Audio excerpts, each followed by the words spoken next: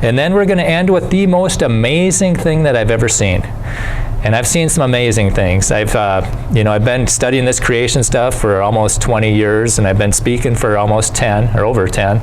And I look at the butterfly, just amazing. It goes from a caterpillar that's got no reproductive organs, and then it goes into the chrysalis and just dissolves itself and puts itself back together and flies away as a butterfly.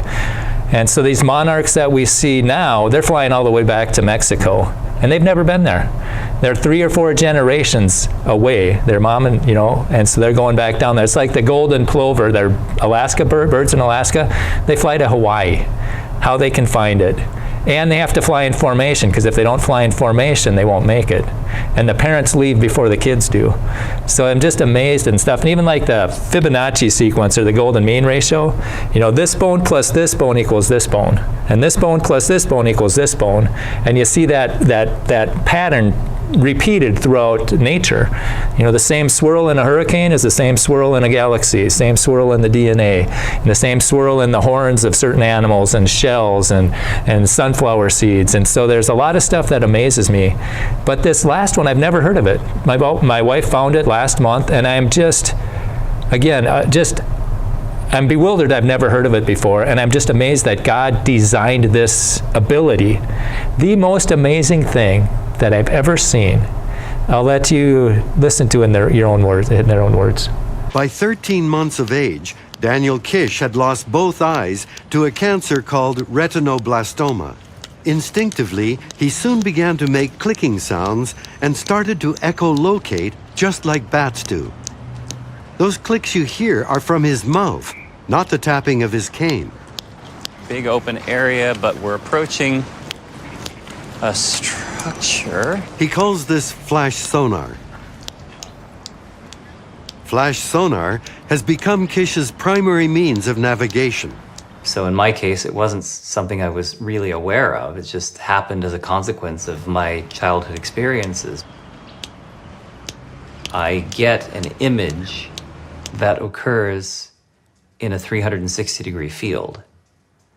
The roof structure we're under isn't totally solid somehow. It's got openings in it, as if it were slatted. Has anybody ever heard of that? Blind people using echolocation? Has anybody ever heard of that? It's just amazing to me. It's like God designed that into us. What else has He designed into us?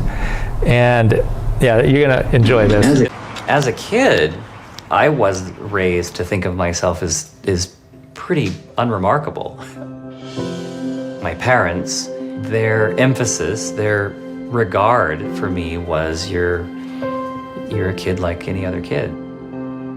He got his first bicycle at the age of 6. I learned to click like a maniac, and I learned to ride around the neighborhood.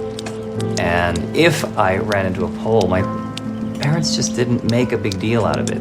Running into a pole is a drag, but never being allowed to run into a pole is a disaster. Riding a bike blind has become a kind of stunt he does to raise awareness that the brain can adapt, and that people can do far more than they realize.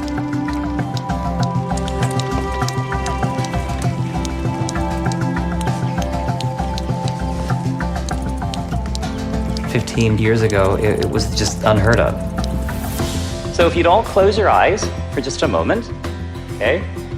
And you're going to learn a bit of flash sonar.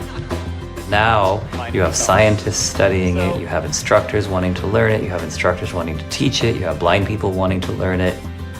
Being able to navigate comfortably in any environment, under any circumstances, nothing can be more fundamental to freedom than being able to do that. But his name is Daniel Kish, and I'm just, again, bewildered why I've never heard of this. And I want to get him promoted a little bit. And I asked him, and I emailed him, it's like, what was your parents' thought process about getting you a bike? And he says, I don't think they thought about it, they just brought it home.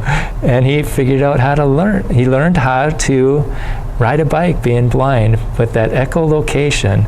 And parents just thought he was, just treated him like normal. You're going to grow up, you're going to pay taxes, you're going to move out. And God had it designed, and how he figured out how to do that when he was 13 months old is just amazing to me.